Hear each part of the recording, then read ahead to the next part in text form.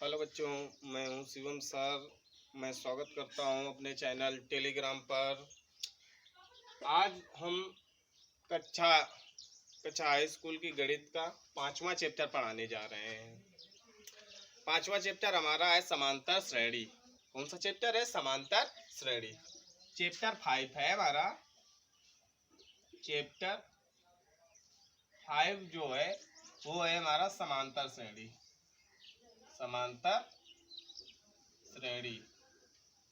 अब देखो, समांतर श्रेणी इसको अंग्रेजी में बोलते क्या है? Arithmetic progression. क्या बोलते हैं?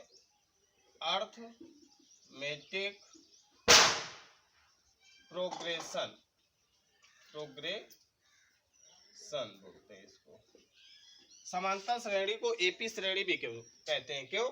क्योंकि अर्थमेटिक का ए लिया गया, प्रोग्रेशन का पी, तो एपी श्रेणी भी इसको बोलते हैं।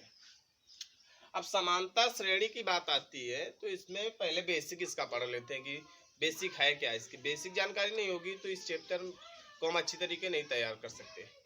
तो देखो, बात आती है समांतर श्रेणी की। तो समांतर है क्या? समांतर देखो, जैसे रेखाओं के माध्यम से समझाया जाए तुमको, तो ये दो रेखाएं हैं। रेखाएं, इन रेखाओं के जो बीच की दूरी है, डिस्टेंस है, वो प्रत्येक जगह क्या हो? बराबर हो। तो रेखाएं क्या कहलाती हैं? समांतर होती हैं। तो समांतर का मतलब क्या होता है? समान। क्या होता है? समान। देखो यहाँ पे क्या, ये दो रेखाएं थी, मान लिया ये दो रेखाएं एल और एम है, इनके बीच की जो दूरी है वो क्या है? प्रत्येक जगह बराबर है, अर्थात ये समान है। तो समान का मतलब समांतर है। तो समांतर का मतलब क्या होता है? समान अर्थात बराबर। अब बात आती है श्रेणी की। श्रेणी है क्या हमारी? श्रेणी, तो देखो श्रेणी की बात करते हैं। इसको अंग्रेजी में सीरीज बोलते हैं। क्या बोलते हैं? सीरीज। अब देखिएगा, श्रेणी का तात्पर्य है हमारा, लिखेंगे श्रेणी का तात्पर्य है, श्रेणी का तात्पर्य है किसी समुदाय, कामा वर्ग, कामा समूह, कामा कोट, कामा सीढ़ी आदि। श्रेणी का तात्पर्य होता है किसी समुदाय, वर्ग, समूह, कोटि, सीढ़ी आदि से। अब देखो, हम बात करते हैं सीढ़ी की। यदि तो सीढ़ी है क्या हमारी? जैसे ये देखो, ये एक सीढ़ी है। ये क्या है? सीढ़ी है। इन सीढ़ी में क्या लगे हैं? डंडे लगे हुए हैं। ये डंडे क्या करते हैं? सीढ़ी बनाने में सहायता करते हैं। यदि ये डंडे ना होते तो सीढ़ी बनकर तैयार ना होती। हम कैसे चढ़ पाते? कहीं पे सीढ़ी छतों पे लगाई जाती, देखा होगा तुम लोगों ने। तो ये क्या करते हैं? डंडों का एक महत्व होता है। ये क्या करते हैं? सीढ़ी बनाने में कार्य करते हैं, अर्थात जुड़े रहने पर एक वस्तु का निर्माण कर देते हैं। उसी प्रकार श्रेणी क्या करती है?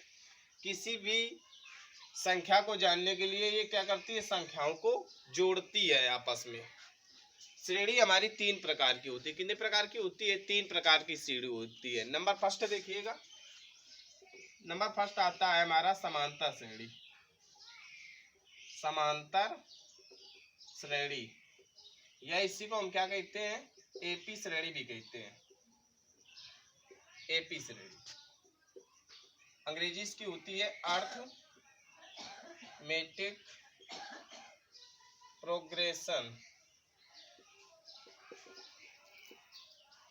सेकंड नंबर आता है हमारा गुणोत्तर श्रेणी। गुणोत्तर श्रेणी, या इसी को हम जीपी श्रेणी भी कहते हैं। अंग्रेजी में इसको क्या लिखते हैं? Geometric progression.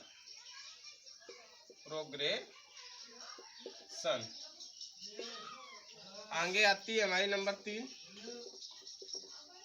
हरात्मक श्रेणी।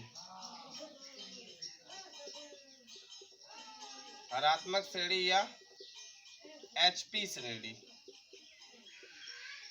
इसको अंग्रेजी में क्या लिखते हैं? हार्मोनिक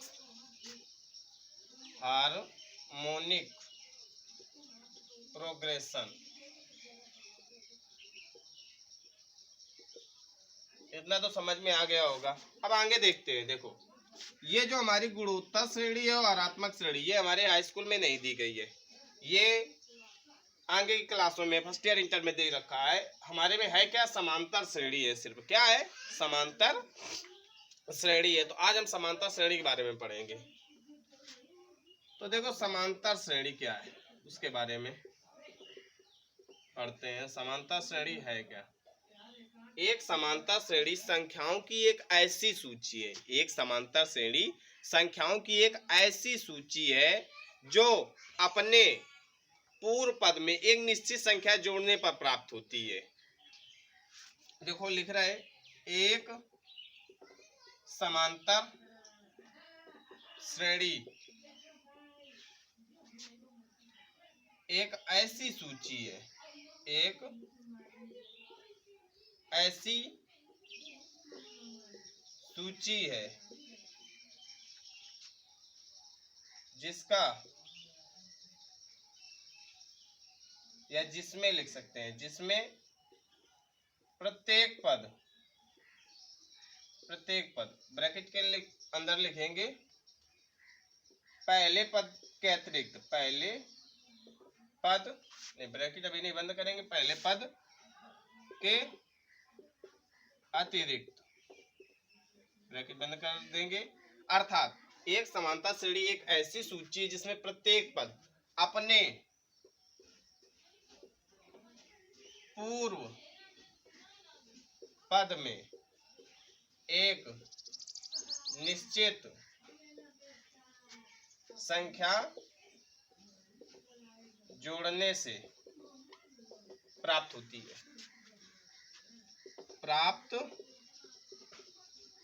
होती है। क्या होती है?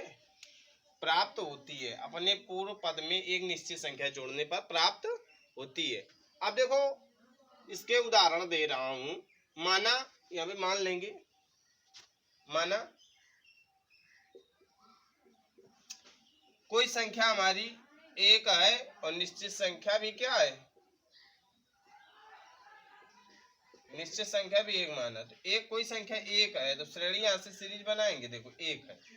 अब देखो किसी संख्या है, कोई संख्या है, तो कह रहा था पूर्व पद में एक निश्चित संख्या जोड़ने पर, निश्चित एक माना है, पूर्व संख्या क्या है हमारी, एक है। एक में एक जोड़ेंगे तो कितना प्राप्त हुआ, दो। तो यहाँ कामा लगा के दो लिख देंगे। अब पूर्व संख्या दो बन गई, दो में एक जोड़ा तो तीन आया, यहाँ पे तीन। अब देखो पूर्व संख्या तीन बन गई, तीन में एक जोड़ा तो चार आया, तो यहाँ पे क्या आ जाएगा, कामा चार। अर्थात ये देखो एक सीरीज बन रही है, एक दो तीन चार, अर्थात बढ़ते क्रम में बन रही कि नहीं बन रही। आगे जानते हो आगे क्या आएगा हमारा, एक दो तीन चार है, इसके बाद अगले आने वाली संख्या क्या होगी, पांच होगी, छह होगी, सात होगी, आठ होगी। इसी प्रकार संख्याएं हमारी बढ़ती रहेंगी। तो क्या होता है, पूर्व पद में एक निश्चित संख्या जोड़ी जाती है। यहाँ पे निश्चित संख्या है क्या, हमारी एक है। निश्चित संख्या को हम क्या कहते हैं, सार्वंतर कहते हैं। आगे इसमें लिखेंगे, देखो आगे इसमें लिखेंगे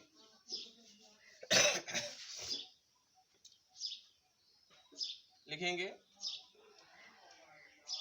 निश्चित संख्या ही निश्चित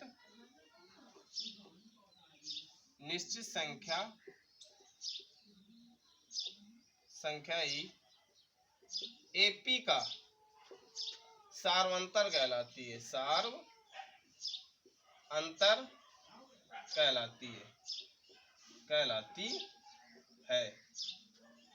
जो हमारा सार्वंतर होता है, सार्वंतर धनात्मक कामा ऋणात्मक और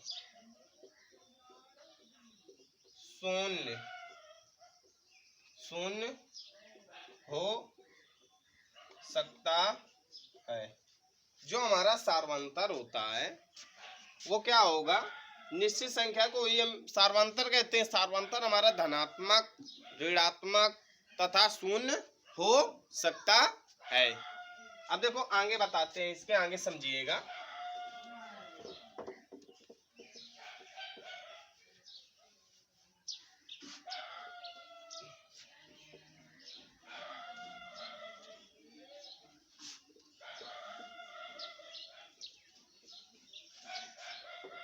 अब आगे देखिएगा,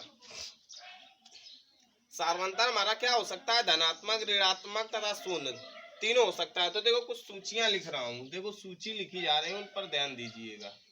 नंबर फर्स्ट सूची लिख रहा हूँ यहाँ पे। जैसे हमारी कोई सूची दी जा रही है 1, 2, 3, 4, 5, डॉट डॉट।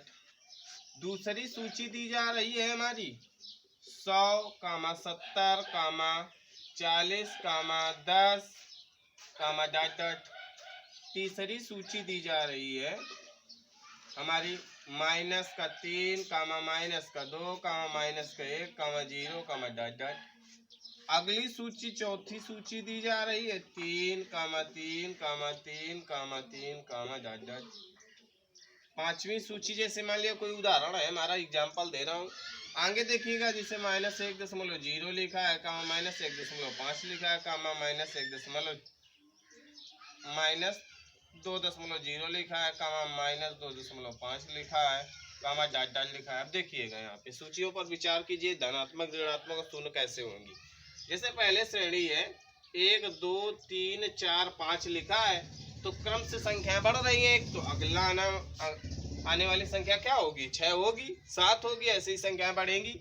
अर्थात इनमें एक निश्चित संख्या जोड़ी जा रही, 1 में 1 जोड़ा गया तो 2 आया, 2 में 1 जोड़ा जा रहा 3 आ रहा, 3 में 1 जोड़ा जा रहा 4, तो सब में 1 1 जोड़ा जा रहा, तो निश्चित संख्या हमारी क्या है, 1 है, वो भी कैसी है, प्लस की है।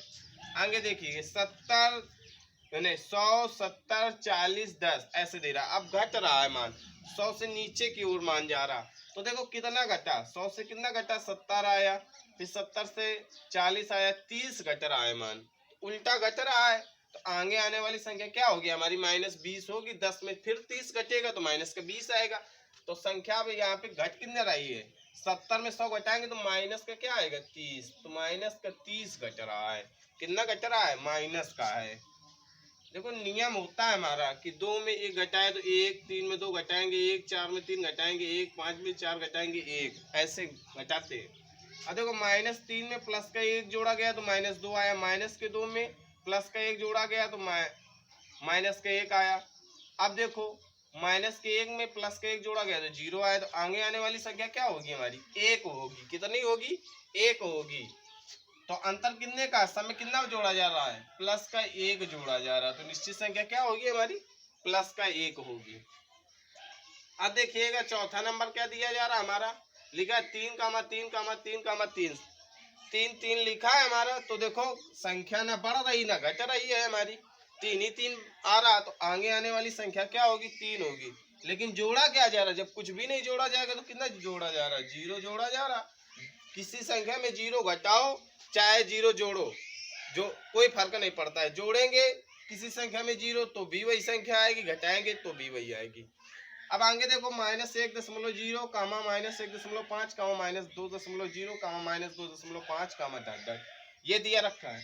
अब देखो यहाँ पे -1.0 था, फिर आगे क्या आ रहा, -1.05, तो माइनस की संख्या बढ़ रही है, अर्थात माइनस की संख्या जोड़ी जा रही होगी, तो कितना बढ़ रहा है, -0.5 बढ़ रहा है।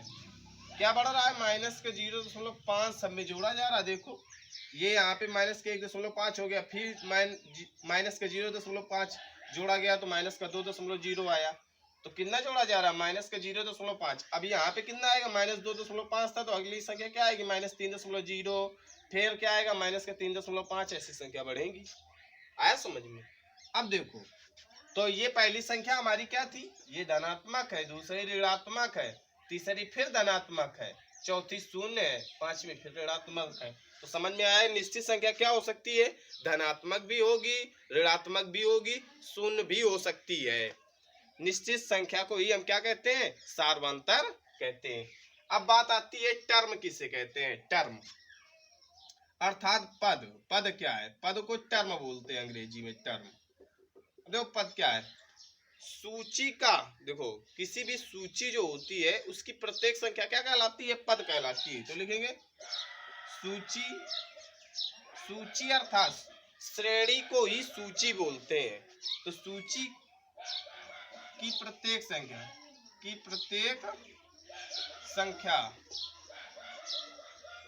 पद कहलाती है। जैसे एग्जाम्पल दे रहा हूं, लिखा है 1, 2, 3, डॉट डॉट। तो ये भी पद है, ये भी पद है, ये भी पद है। आगे जो संख्या आएंगी वो भी क्या कहलाएंगी? हमारी पद कहलाती हैं। अब देखो अगली हेडिंग आती है इसमें, परिमित समानता श्रेणी, जिसको परिमित एपी भी कहते हैं। तो देखो परिमित समानता श्रेणी क्या है? परिमित समांतर श्रेणी लिखेंगे। देखो परिमित समांतर श्रेणी किसे कहते हैं? ऐसी सूची जिसका अंतिम पद, अर्थात ऐसी श्रेणी जिसका अंतिम पद हमें क्या हो? ज्ञात हो, उससे हम क्या कहते हैं? परिमित समांतर श्रेणी कहते हैं। इसको अंग्रेजी में लिखते हैं, फाइनाइट अर्थमेटिक प्रोग्रेशन। क्या लिखते हैं? फाइनाइट, FINITE, फाइनाइट, और अर्थमेटिक प्रोग्रेशन ऊपर लिख चुके हैं। ये होता है अर्थमेटिक प्रोग्रेशन, फाइनाइट एपी कहते हैं इसको। तो इसकी परिभाषा क्या होती है? ऐसी सूची अर्थात ऐसी श्रेणी जिसका अंतिम पद ज्ञात हो, जिसका अंतिम पद ज्ञात हो, जिसका अंतिम पद ज्ञात हो, उसे परिमित एपी कहते हैं। क्या कहते हैं? परिमित एपी कहते हैं। एग्जाम्पल दे रहा हूं, जैसे लिखा है 2, 4, 6, 8, 10, डॉट डॉट 200, कामा के बाद ये।